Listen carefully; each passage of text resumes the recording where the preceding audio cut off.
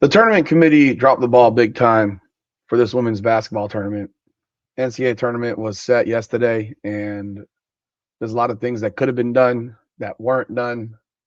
And we're here to talk about it. So let's jump right on in. And welcome back, everyone, to another edition of Her Game, Her Way Women's Basketball, powered by Come On Now, the podcast. I'm your host, Rudy Rodriguez Showmont. Hit the like button, subscribe, leave your comments. Appreciate y'all continued support of the channel. NCAA tournament starting this week for men and women. We're here to talk about the women. Top four seeds are as expected: UConn, UCLA, Texas, South Carolina. Very, very simple, right? Very simple, right? So logic would tell you, right, that if UConn's one and UCLA's two and Texas is three and South Carolina's four, that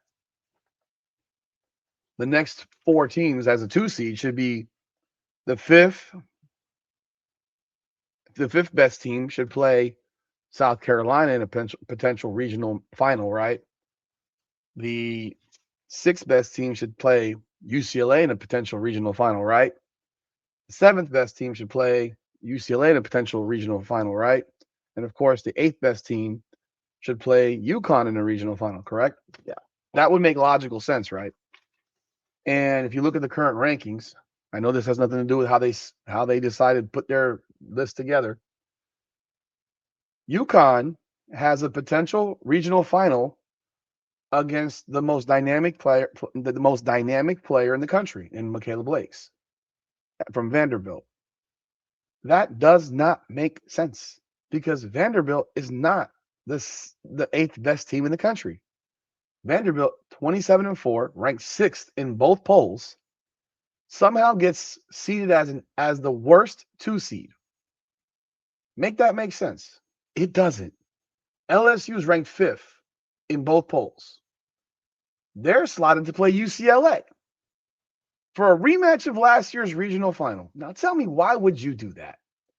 What would make you decide to put LSU against UCLA in another regional final possibility? You had the perfect storyline here. It was built in. It's literally made for them. Made. It was built for them. They didn't have to do anything hard. All they had to do was seed teams properly and put them in the right bracket to create the mega matchups that we would like to see prior to the Final Four. Like, there are matchups that we would like to see before the Final Four. Now, do I have a problem with the UConn Vanderbilt potential Elite Eight? Nah, it's going to be one hell of a game. And I think it's the one team that has that outlier chance of knocking off UConn just based on one thing. You have that player who has the ability to drop 45 on any given night and put that otherworldly performance on display the way Caitlin Clark did a few years back when she beat South Carolina in the Final Four. But that is what you have here. You have that possibility right here. And that's Michaela Blakes. Like, Michaela Blakes is a damn baller, man. Now, do I think they'll beat UConn? No, I don't. I think that UConn will probably guard her with two people the entire game and make her life as difficult as possible. That said, that should not be a regional final game. Vanderbilt should be facing off with a potential matchup with potentially with Texas. Yeah, it's a conference game. Who cares? You don't throw so many damn teams from the same conference in this tournament. You're gonna have some conference games in here. It is what it is. The goal is to not have them in the first or second round. But if you get to the Sweet 16 and the Elite Eight, it's bound to happen. It's bound to happen. So when I look at this bracket that I'll share with y'all, it's a little bit frustrating because there were matchups that could be made here that would have made this thing really, really exciting. Because for the most part, the women's basketball tournament as is not exciting. It's not interesting. It's not. These tournaments usually go board for most of these first round games. It's very rare to see a lower seed win. So you got obviously. Let me create my bracket with y'all here right now. Create my bracket. I'm gonna do it with y'all right now. Let me change screens. I'll do it here with y'all right now.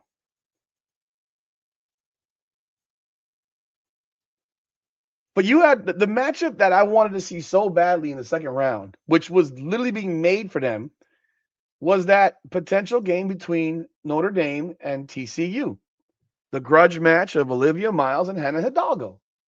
It was literally being made. It was put for you on a plate, and y'all chose to not eat, man. Like you can look at look at this shit. UConn, okay. We got Iowa State, Adi Crooks versus Syracuse. I don't know nothing about Syracuse. I really don't. And I don't know nothing about Syracuse. Like zero. I'll take them. I think UConn will beat them by 40. Maryland, North Carolina. We just go board. This is women's basketball. It's board. Notre Dame, Ohio State, Illinois, Vanderbilt. Yeah, I'm really picking, making it hard, right? Vanderbilt. That took a lot of thought, right? But look at these matchups. Are you really interested in Ohio State, Notre Dame in round 2 when you could have actually had this one right here, TCU? You had an opportunity to have TCU, who you have as a 6 seed in Regional 1. You can't even, of course, I'm blocking that right. It's this right here. It's this one right here. And you have that opportunity and you choose to not make that game. That would be the most watched second round game in the tournament. I mean, it ain't even close. That would be the most watched second round game in the tournament. TCU versus Notre Dame. You had it right there for you to have. It was there. You choose against it. Makes no sense. Go over here, UCLA, UCLA, UCLA. Let's go with Ole Miss, Oklahoma State, Ole Miss, Minnesota. I like Ole Miss over Minnesota. I'm gonna go against the board right there. Obviously, like UCLA, Baylor, Duke, Texas Tech, LSU, LSU, Duke. Now, I have some thoughts here. These two teams played in the regular season. LSU beat the doors off of Duke when Duke wasn't playing very well. This is an interesting game. This is a game worth watching because they did play earlier this year, and I think that's probably the best of the Sweet 16 games. To be quite honest, it looks like the best of the Sweet 16 games. I like Duke. I like Duke. Um, I think Duke is playing really well, and they have improved a great deal since they played LSU way back when, right? They're playing they're playing better. Does that mean that they're going to win? I don't know, but I'm gonna give my nod to Duke to get that game. Also, do I really want to watch Duke play? I mean, LSU play UCLA again in the regional final? They played. Let's just give you an example. Duke is 24-8. They lost their opener. They started off 2-2, 3-3, 3-4, 3-5, 3-6. They were 3-6 to start the season. They lost back to back to South Carolina, UCLA, and LSU. So they were 3-6, and then they proceeded to win 21 of the next 23 games. Their only losses were by 2 points to Clemson and by 5 points to North Carolina. They won the ACC tournament. They have played really, really well down the stretch, and they beat a tough Louisville team to win the ACC tournament. So yeah, I like them to get it done. I think they'll get smacked by UCLA, but this is a team that started off 3-6 and they're 21-2 since. So that they're playing really, really well. Moving down to the bottom part of this bracket, South Carolina. I like Clemson. USC stinks. They've lost like 4 or 5 in a row. They're done. Michigan State, Oklahoma, South Carolina. So here we got a conference matchup. This is an interesting one. Because Oklahoma did beat South Carolina this year. They did. They beat them this year. And that's interesting, to say the least, because now you have the thoughts that who knows? Could they have the number of South Carolina? I would say no. I would say that South Carolina gets them back. But this is an interesting game. But through 2 rounds, is there a game here that is blowing you away? And so now here we are, and we are in the Oklahoma, South Carolina. We got TCU versus Iowa. I would have loved the TCU Notre Dame game. I would have loved it. These second round games, Iowa, Georgia, who cares? TCU, Washington, who cares? Oklahoma, Michigan State, who cares? Clemson, South Carolina. I guess Clemson, South Carolina is interesting to people from South Carolina, state rivalry. But to make people watch it, I don't think anyone gives a shit. Illinois, Vanderbilt, who cares? None of these games matter. These games are like, they're insignificant. I guess Duke Baylor's a pretty good game for a round 2 game. I don't think this game, I don't even know how Minnesota seeded as a 4.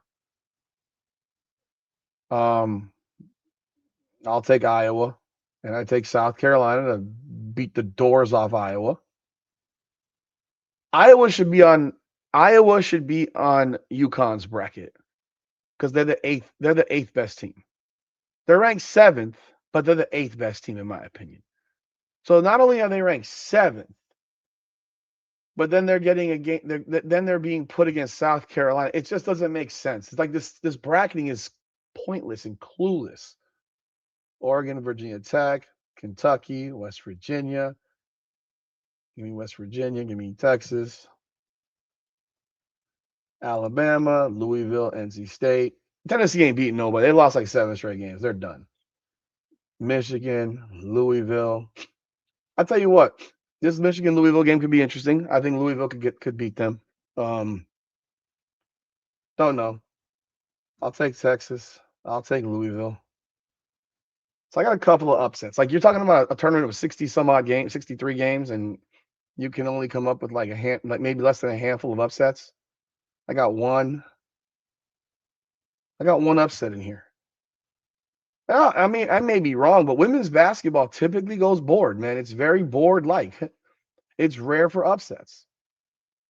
It's a rare thing where you get upsets. You definitely don't. You almost never get first-round upsets.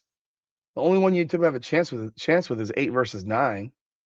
But other than that, you don't see a 3-14 go the wrong way, or a 2-15, or a 4-13, or whatever. You don't even see the 5-12s. So I'm gonna take Texas, and of course, we know who we got. We got Connecticut, and we got UCLA. I mean, my God, all that brain power it took for me to pick 4 teams. And I got UConn over South Carolina. I got UCLA over Texas, and I got UConn. And I got the score to be like, say 150. And that's it. There's my pick. I couldn't even convince myself of other picks in this tournament. Like, this isn't like the men's. These games are not interesting. And they could have been interesting if the fucking committee did their job properly. Tell me what it would be like to have South Carolina play LSU right here. They could have done it. It was literally made for them. One is ranked 4th, one is ranked 5th. There's your 1 seed, there's your 2 seed. Boom, they meet in a regional final. A rematch again between Mulkey and Staley, LSU and South Carolina. Can LSU finally end the curse? But we won't get it. We won't get it. And it doesn't make sense. Why wouldn't you want that? You want people to watch your sport, yet you create matchups that no one cares about. There's only a handful of matchups in this tournament that people genuinely give a shit about, and you do the opposite. Here's one. South Carolina with Clemson, USC. Why wouldn't you put USC opposite UCLA? Now, look, UCLA would beat them by 30, but you still create, you seeded them as an 8 or a 9. They're seeded as a 9. Why not put them opposite UCLA for a second-round matchup in LA, no less? Both teams are in LA. Why not? Make it fun. Make it enjoyable. Make it something that people, make it a spectacle. Nah, we're going to go boring. We're going to make it bland. Hell, another one. Iowa State, 8th seed. Okay, Iowa State. I have my opinions on Iowa State. I think they're dog shit, right? I've said that. But you put them as an 8. What if you put them to a 7? Why didn't you put them as a 7 right down here, opposite of Iowa? You could have had a second round matchup potentially. Hell, you could have put them as a 10. It wouldn't have mattered, 10 or a 7. Because I don't think they're an 8. I don't think they're worth an 8. I don't think they're worth a 7. They're probably more like a 10. Heck, I don't even think they should make the tournament. That's how bad women's college basketball has become. When they don't have enough teams in those smaller conferences that you'll put in here because the thing is so damn top heavy with the major conferences. But why wouldn't you put them in there? Put them as a 7-10. Set up a second round matchup with Iowa State in Iowa City. They play where Iowa State is. Iowa lost that game. Put them in Iowa's home building now. Let's create a matchup. Let's create some fun stuff. Nah, let's just do the opposite. Any other matchups here that I can see looking at?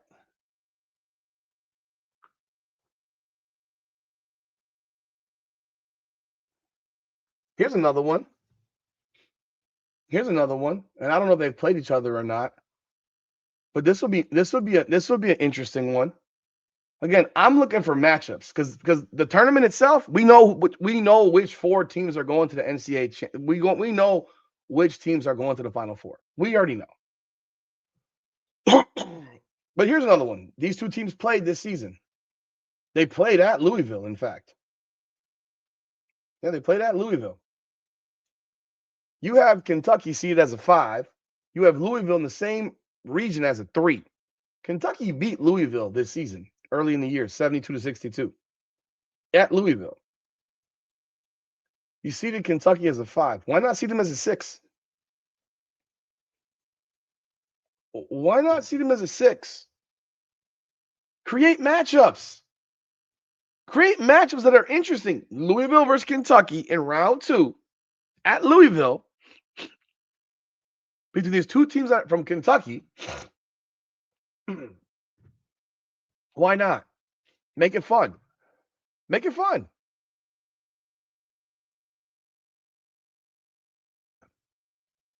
Instead, nah, we'll have this. So they could actually meet in the regional final, but that won't happen. Anything else we could look at here? Like this is there's only a handful.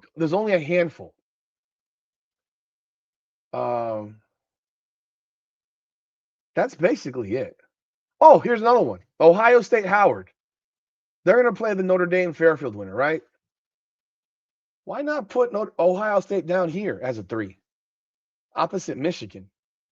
A Sweet 16 matchup between Ohio State and Michigan? How is that not interesting? How does that not draw eyes? It's almost like this tournament and the people that run it don't understand the point. The point is you want people to watch. You want people to turn the television on.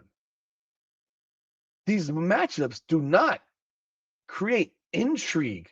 They don't draw the random person in.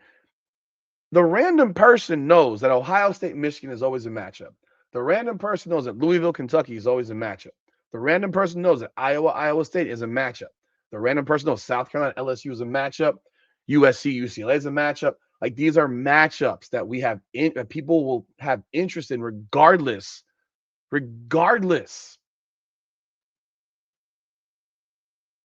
Of hell, here's another one. You got Tennessee seeded as a 10, right? Why not seed Vanderbilt here as a 2? Vandy versus Tennessee?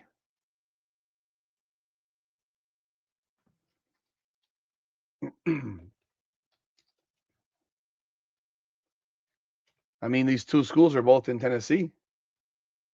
I just think that you have these opportunities to make games that will draw eyes, even though I think Tennessee's going to lose to NC State. You have the opportunity is there. Opportunity is there, and you choose to not do it. So, as you see, this is my Final 4: UConn, UCLA, Texas, South Carolina. I got UConn winning it all. No surprise. I've been saying that all season long. They're going to go undefeated. But they are playing probably, in my opinion, the toughest team, the toughest of the 2 seeds, because they have the most dangerous player of the 2 seeds. Like, there's no more dangerous a player than Michaela Blake's.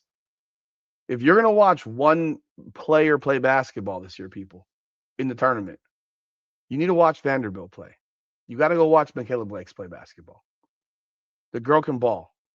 The girl can flat out ball. Like I'm not bullshitting you. She can flat out play, and she is the player that you're gonna want to watch. She's a must see player. 27 points per game, leads the country in scoring. 46% from the field, 86% from the line, 36 from three.